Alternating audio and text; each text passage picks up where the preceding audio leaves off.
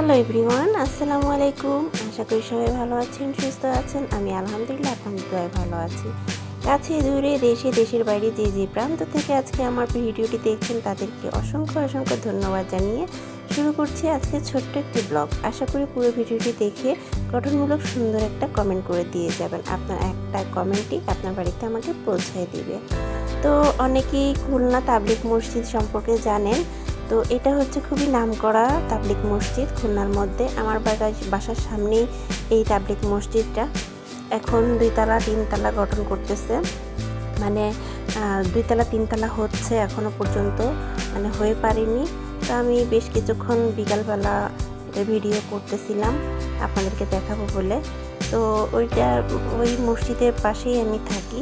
তো যাই হোক, ঠিকানাটা বলে দিলাম, যদি পারেন তো চলে আসবেন আমার বাসায়। তারপর আমি রাতের বেলায় সব কুটা বাছা যতটুকু পারি অতটুকু করে রেখে দিই। তো সেদিনে আমি সকালবেলায় কুটা বাছাগুলো করেছি।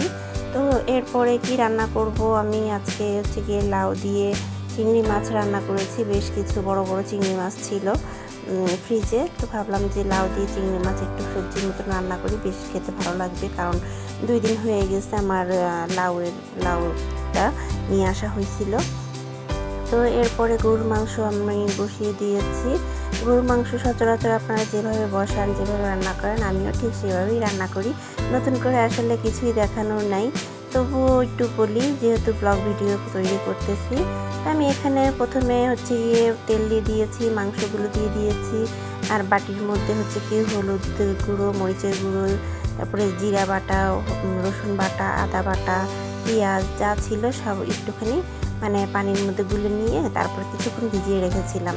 তো আসলে এই যে গুঁড়ো মশলা যেগুলো আমরা ব্যবহার করি সেগুলো একটু পানির মধ্যে ভিজিয়ে রেখে দিলে ওগুলো খুব তাড়াতাড়ি মানে অ্যাক্টিভ হয়, খেতে অনেক স্বাদ লাগে। তো আমরা তো আসলে পাটায় বেটে এগুলো তো খেয়ে অভ্যস্ত না, বা আমরা খাইও না সেরকম একটা। তো সেজন্য একটু পানিতে ভিজিয়ে রেখেছিলাম। তারপরে ভাবলাম যে একটু পেঁপে টুকরা আছে, আমি ওগুলো দিয়ে আজকে পেঁপে দিয়ে গরুর মাংস রান্না করব।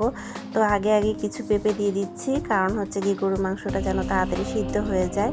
তো এর মধ্যে হয়তো এই পেঁপেগুলো ভর্তা হয়ে যাবে, কিন্তু আমি তো সবগুলো দিব না, অনেক দেরি করে দিব বাকিগুলো, যেহেতু ওগুলো আস্তে আস্তে যেন থাকে।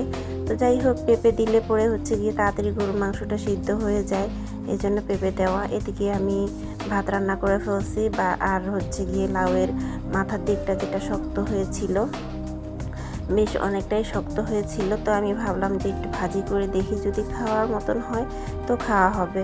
তো সেজন্য আমি কেটে রেখেছি। তারপরে বাকি যা রান্না করবো কুটে বেছে রেখেছি, বাচ্চাদের জন্য কেটে রেখেছি। তো এখানে আমি ছোট কুচে কতগুলো চিংড়ি মাছ ছিল, তো সেগুলো দিয়ে লাউটা একটু ভাজি করতেছি। আর ভয় পাচ্ছি যে এই লাউটা আসলে কি মানে সিদ্ধ হবে কি না। তো যাই হোক, এখানে পেঁপে ছিল, পেঁপেটা দিয়ে আমি গরুর মাংসটা রান্না করতেছি। এখানে আমি খুব ভালো করে কষিয়ে নিচ্ছি। কষিয়ে নিলে গরুর মাংস যত কষানো হবে ততই খেতে স্বাদ হবে। এর মধ্যে অল্প কিছু পানি দিয়েছি আর কষাচ্ছি। দেখেন কালারটা কি জোস আসছে, মনে হচ্ছে এখনই তুলে খেয়ে নিই। তো যাই হোক, আমি অনেকক্ষণ ধরে কষিয়ে নেওয়ার পরে তারপরে বেশ দেখলাম যখন সিদ্ধ হয়ে আসছে, পানিটা আমি শুকিয়ে নিয়েছিলাম, কারণ আমি অল্প পানি দিয়ে এটাকে কষাচ্ছিলাম। মাংসটা যখন সিদ্ধ হয়ে যায় তারপর আমি পেঁপেটা দিই। পেঁপেটা আগে দিয়ে দিলে তো পেঁপেটা ভর্তা হয়ে যাবে। তো এই আর কি। তো এরপরে আমি বাচ্চাদের জন্য গরুর মাংসটা রান্না করছি। এখানে আলু দিয়ে ওদের জন্য আলাদা করে রান্না করছি, যেহেতু ওরা ঝাল খায় না। এরপরে এটা আসলে আমার শ্বশুরবাড়ির ব্লগ ভিডিও কিছু ছিল, মানে ভিডিও করে রেখেছিলাম। এখন যেহেতু অনেকেই আমার ভিডিওটি দেখেন, জানেন যে আমি বর্তমানে এখন বাবার বাসায় আছি। তো বাবার বাসায় থাকা অবস্থাতে আমি একটুখানি গুছগাছ করি, মাঝে মধ্যে কাজবাজ করি। তো এখানে একটু বারান্দার দিকটা, ঘরের দিকটা একটু মুছে টুছে নিলাম, ঝাড়ু টাড়ু দিয়ে নিলাম। রাতের বেলা হচ্ছে গিয়ে রুই মাছ আর কাতলা মাছ বড় বিশাল বড় নিয়ে আসছে আব্বু, মানে আমার বাবা। তো আমি ভাবলাম যে আসলে এই মাছ দেখলে আমি আর লোভ সামলাতে পারি না, আমি সাথে দাবটি কুড়াল নিয়ে বসে যাই কুটা বাছা করার জন্য। তো কুটে বাছে নিয়েছি। এদিকে নাইট গার্ড, আসলে আমি ভয়েসটা রাতের বেলা দিচ্ছি, তো অনেকেরই হয়তো একটু মানে প্রশ্ন জাগতে পারে যে চিল্লানির আওয়াজ আসে কোত্থেকে বা বাঁশির আওয়াজ আসে কোথা থেকে। আসলে নাইট গার্ড এখানে চিল্লাই, তো এই কারণে। তো ভীষণ সুন্দর বৃষ্টি হচ্ছিল, এত সুন্দর বৃষ্টি তো কি বলবো, আসলে ভিডিওতে কোনোভাবেই দেখানো সম্ভব হচ্ছিল না। তো যাই হোক, পরের দিন তো বৃষ্টি হয়েছে অনেক। তারপরে হচ্ছে গিয়ে যেগুলো বাটা মাছ, এগুলো তো অসম্ভব কাটা থাকে। এই বাটা মাছগুলো কে কীভাবে খান আমি জানি না, তবে আমি যেটা করি, তেলে খুব ভালো করে কড়া করে ভেজে নিই। ভেজে নিয়ে তারপর অনেক সময় পেঁয়াজ দিয়ে ভুনা করি, আবার অনেক সময় শুদ্ধ তেলে ভেজে রাখি। তো এই যে এগুলো ভাগ করে রেখেছি, যেহেতু অনেকগুলো নিয়ে আসছি, বেশ বড় বড় বাটা মাছ নিয়ে আসছে।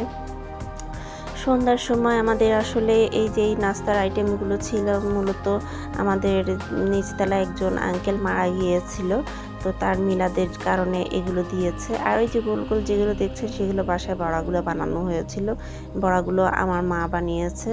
তারপরে বাদবাকি এগুলো তো করেছি। এরপর সবশেষে চা খেয়ে নিলাম।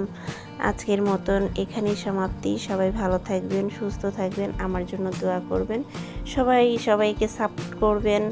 আর সবচেয়ে বড় কথা হচ্ছে পুরো ভিডিওটি দেখবেন, পুরো ভিডিওটি দেখে একটা সুন্দর গঠনমূলক কমেন্ট করে দিয়ে যাবেন, এটাই আপনাদের কাছ থেকে আশা করি। আর আমি আপনাদেরকে সবসময় কমেন্ট করে দিয়ে আসি।